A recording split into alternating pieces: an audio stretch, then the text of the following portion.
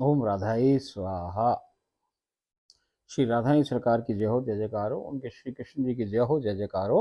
उनके अष्टसखी मंडल की जय हो, जय जयकार हो। उनके सकल निज जूथ की जय हो, जय जयकार हो। उनके सकल निज दरबार की जय हो, जय जयकार हो। उनके सकल निज परिकर की जय हो, जय जयकार हो। ओम राधाई स्वाहा।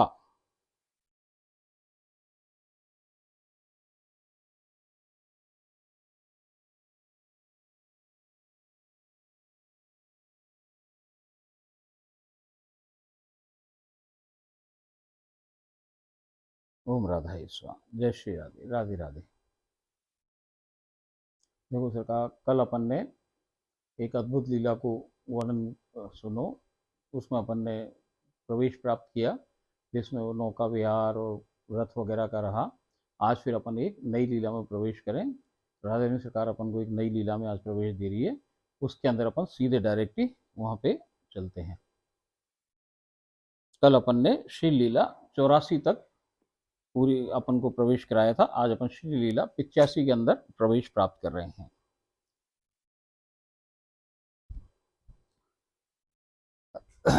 मानसी में बैठते ही आप श्री और उनके काना सम्मुख प्रकट हो गए हैं। मैंने आप श्री के ओर आज्ञा प्राप्त कर आप श्री के काना के श्री चरणों को स्पर्श कर चूमा चूसा व चाटा है। आप श्री ने मेरी बाह थाम मुझे ऊपर खींच लिया है। अचानक आप श्री, उनके काना व सखियां और मैं, हम सब गोलोक के अद्भुत व अद्वितीय महल के अलिंद में अवस्थित स्वर्ण निर्मित अनोखे परम सुसज्जित सिंहासन के सम्मुख खड़े हुए हैं। अब ये वापस उस सिंहासन के सम्मुख आके खड़े हो गए हैं। आप श्री, उनके काना सिंहासन पर विराजित हो गए हैं। अब सखियों ने उन्हें चारों ओर से घेर लिया है। मैं आपसी के सन्निकट थाड़ी भई हूँ। आपसी को सरिता में स्नापित होने की अभिलाषा जागृत हो गई है।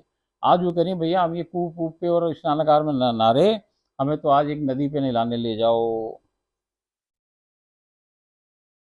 आपसी के काना व सखियां और मैं आपसी के मनोरथ सिद्धि हेतु तुरंत ही आपसी को ले विरजा नदी के तट पर पहुंच गए हैं।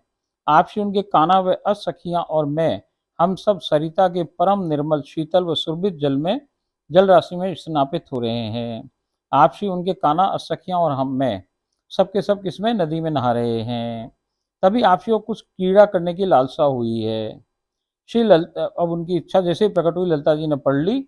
और श्री ललिता जी ने एक स्वर्ण मुद्रिका अपने श्री हस्त में ले आप श्री उनके काना को दर्श कराकर कहा कि इसे मैं नदिया के जल में डाल रही हूँ। आप दोनों में से जो भी इसे प्रथम प्राप्त कर तट पर लौट आएगा, वही इस प्रतियोगिता का विजयी होगा। ये कह अनायास ही श्री ललिता जी ने वो स्वर्ण मुद्रिका जल में छोड़ दी। देखते देखते ही वो जल की गहराइयों में ओझल हो गई है।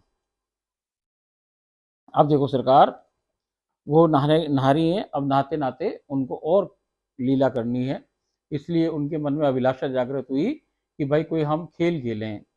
अब तो वो खेल खेलें, तो ये बात ललिता जी ने तुरंत ही पकड़ ली।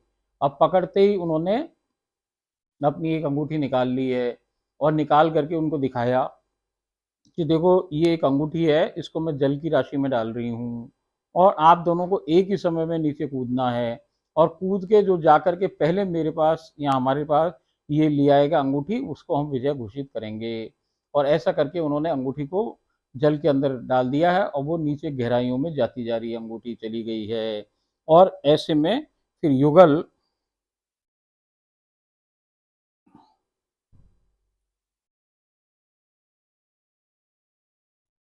श्री ललिता जी के इशारे पर परम अनूठे युगल ने जल में एक साथ गोता लगाया है।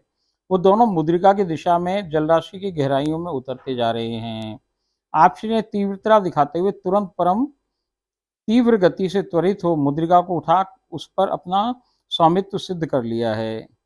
परंतु आपसी के काना पीछे पीछे आ गए हैं और आपसी से कह रहे हैं कि इसे पहले मैंने देखकर खोजा है, अतः यह मेरी संपत्ति है, इसे मुझे लौटा दो। अब देखो सरकार, वहां तो फिर वही नोक जोक चालू हो जाए ना। अब वो क्या हुआ कि पानी में तो उतर के नीचे चली गई वो अंगूठी। अब दोनों कूदे हैं। अब दोनों कूदे, दोनों किधर जा रहे हैं, जिधर वो अंगूठी गिरी है उसी डायरेक्शन के अंदर, उसी दिशा में नीचे डुबकी लगा ली है। अब वो नीचे उतरते जा रहे हैं, उतरते जा रहे हैं, उतरते जा रहे हैं। और राधा रानी सरकार बहुत तेजी से कान्हा जी से और दुगनी स्पीड से नीचे जाके उन्होंने अंगूठी पकड़ ली है और अंगूठी पकड़ के अपने हाथ में ले ली है। अब कान्हा जी पीछे पीछे आ रहे हैं। अब वो बाहर आ रही हैं वापस, तो कान्हा जी पीछे आ रहे हैं, नहीं नहीं हमें ऐसे ना माने, हमने तो अंगूठी तो हमने खोजी, तुम तो जाके लपक लाई नीचे जाके पहले, हमारी नज़र उस पे पहले पड़ी, तो हम नहीं मान रहे। तो वो अंगूठी उनके हाथ में है, तो वो कह रहे हम ना मान रहे इसमें, ये अंगूठी तो मैंने खोजी थी, ये तो तुम तो जबरदस्ती झपट के ले आई हो नीचे से जाके, खोजी तो मैंने इसको।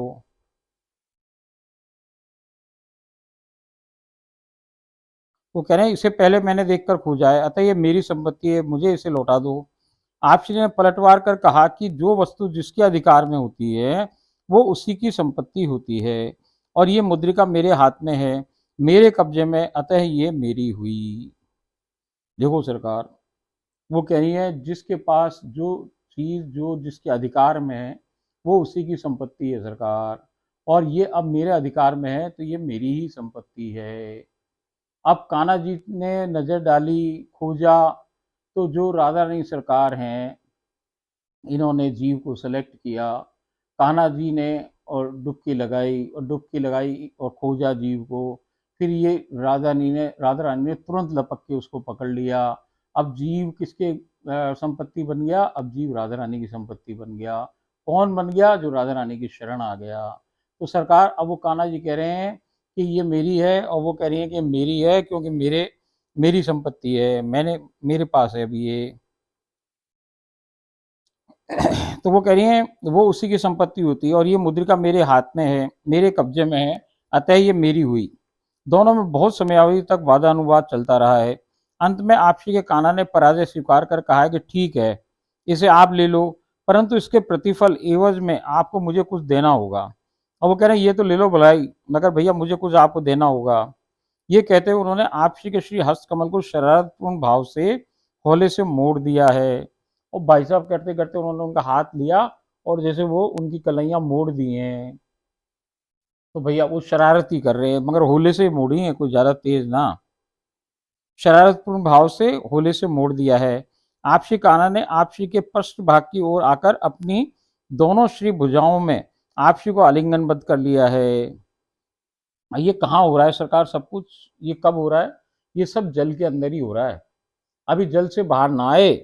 वो अंगूठी जो है वो राधा रानी के हाथ में है, और भाई वो जो कान्हा जी है वो जल में ही है, और ये सब उदम जितना ये नोक झोंक हो रही है ये सब जल के अंदर ही हो रही है। जल से बाहर ना आए कोई भी, सब जल के अंदर ही है। अब वो सखियां तो बाहर बैठी बाहर देख रही हैं, बात जोड़ रही हैं कि भाई कब आएंगे कब आएंगे, और ये गीता बावरी अंदर ही है उनके संग। अब उन्होंने क्या, हाथ मोड़ा और मोड़ के पीछे आ गए उनके पीठ की तरफ, और अपना मुंह उधर करके और दोनों हाथों से उनको आलिंगनबद्ध कर लिया है। राधा रानी सरकार को जकड़ लिया उन्होंने। अब राधा रानी की सरकार मुंह उधर है, कान्हा जी का पीछे है, उन्होंने ऐसे ही हो गलबैया देके उनको पकड़ लिया। दोनों भुजाओं में आपसी को आलिंगनबद्ध कर लिया है। वो आपसी की श्री ग्रीवा को चूम रहे हैं, उनकी गर्दन को वो चूम रहे हैं। बहुत समय तक अनुपम युगल आलिंगनबद्ध हो जल क्रीड़ाओं में व्यस्त रहा है, और भांति भांति की जल क्रीड़ाएं हो रही हैं। उधर तट पर सखियां दोनों के आने की प्रतीक्षा कर रही हैं। आपसी ने उनके कान्हा से अपने को मुक्त कराते हुए कहा है कि सखियां ऊपर प्रतीक्षारत होंगी, और ऊपर की ओर तीव्रता से अग्रसर हो रही हैं। अब वो ऊपर जाने के लिए कोशिश कर रही हैं। जैसे ही आप श्री ऊपर आ रही हैं, नीचे से उनके कान्हा ने आपसी के श्री चरणों को थाम अपनी ओर खींचकर चूमना व चूसना प्रारंभ कर दिया है। और जैसे वो ऊपर चढ़ी, फिर उनकी टांग खींच के नीचे ले लिया है, और उनको चूम रहे हैं और उनके चूस रहे हैं। ऐसा कुछ वो कार्रवाइयां कर रहे हैं, अलग अलग प्रकार से अटखेलियां खेल रहे हैं पानी जल के भीतर ही।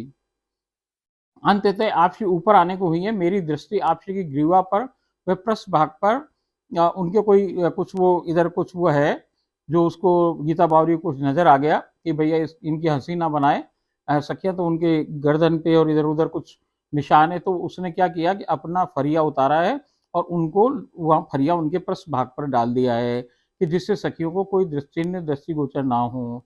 आपसी के जल के ऊपर आने पर सखियों ने पूछा कि इतना समय कैसे लग गया, और मुद्रिका कहाँ है?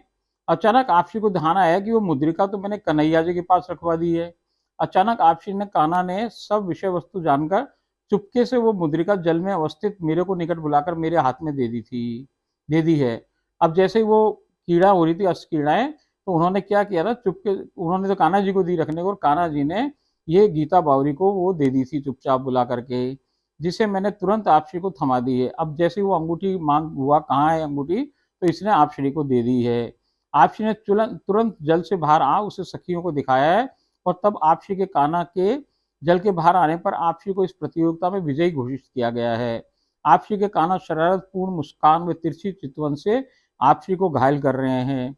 मैं आपश्री को निकट ही अवस्थित एक कुटिया में ले जाकर प्रक्षालित कर हरे रंग की अतिशय सुंदर पोशाक धारण करवाकर अद्भुत अद्वितीय व परम दुर्लभ सुर्ख हरे शुद्ध पन्ने रत्नमणि से जड़ित आभूषणों से अलंकृत कर श्री केश राशि उन्मलित रख खोल करके लाई है उनके केश राशि, श्री ग्रीविया में फरिया लपेट कर संपूर्ण श्रृंगार से परम चित्ताकर्षक सुसज्जित कर पुनः सखियों में उनके कन्हैया के निकट ले आई हूँ।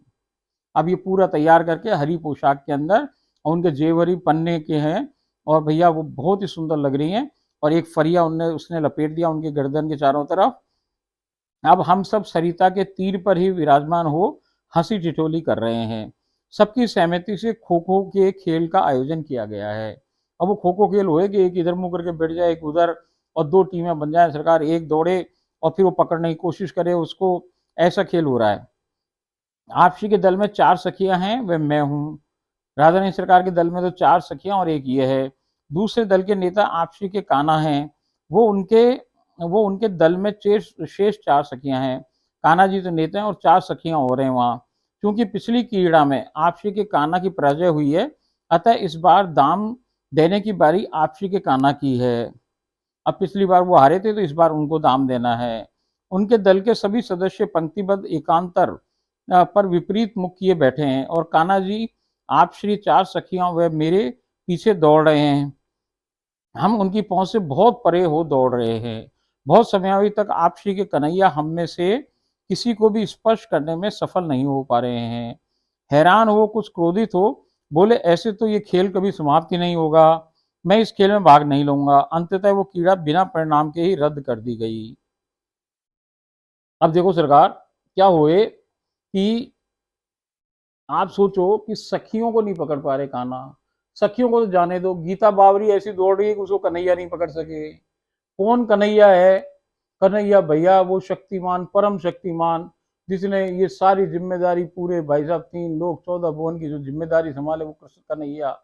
शक्ति कौन कि भाई राधा रानी से शक्ति लेके वो सब काम करे, और वो क्या नहीं कर पा रहा है? वो गीता बावरी को पकड़ नहीं पा रहा है, वो आप और हमको नहीं पकड़ पा रहा है, और वो भैया उनको सखियों को नहीं पकड़ पा रहा है। ऐसा संभव है क्या? नहीं है। मगर ये क्या है, श्री लीला हो रही है। यहाँ तो खेल ऐसो बनाए हो जाए कि जिसमें जानबूझ करके कन्हैया हारे। कन्हैया क्या क्या करे भाई, कि उसका काम ही है कि वो राधा रानी को कैसे जिताए, वो सदैव हारे। तो हारे तो, और जो उनके भाव प्रकट हो उनके जीत के, जो उनके खुशी आए, उनके विग्रह में जो प्रसन्नता पैदा हो, उसको देख देख के कान्हा इतराए। उसको आनंद इस बात से आए कि मेरी आपश्री कैसे जीत करके, मेरी जो राधा रानी सरकार है जीत करके कैसी कैसी भंगिमाएं बनाए, कितनी प्रसन्न हुए, ये देखने को काम करे। मगर अब तो क्या है कि वो क्रोधित हो गए, वो बोले हम इस खेल को ना खेलेंगे, हमें पसंद ना आ रहा है ये खेल, ये तो चलता ही रहेगा ऐसे, तो खेल को कोई अंत ही ना होगा।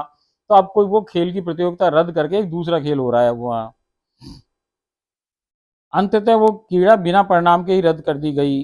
अब आपसी व उनके कान्हा के मध्य दूसरा रोचक खेल प्रारंभ हो रहा है, जिसमें एक दूसरे को अपलक लगातार आंखों में आंखें डालकर नहीं रखना है। जिस प्रत्याशी ने पहले पलकें झपकी उसी की पराजय होनी है। आपसी उनके कान्हा एक दूसरे के सम्मुख विराजमान हो गए हैं। अब एक खेल ऐसा हो रहा है सरकार कि जिसमें राधा रानी सरकार एक सामने बैठ गई, उनके सम्मुख कौन बैठ गए? कान्हा जी बैठ गए हैं उनके। अब वो एक दूसरे की आंखों में देखना है, और पलकें झपकनी नहीं है। आप लगातार देखते रहो, जिसकी पहले पलक झपक जाएगी वो इस खेल में हार जाएगा। अब दोनों सम्मुख बैठ गए हैं, खेल चालू हो गया है। अब वहां क्या हो रहा है देखिए।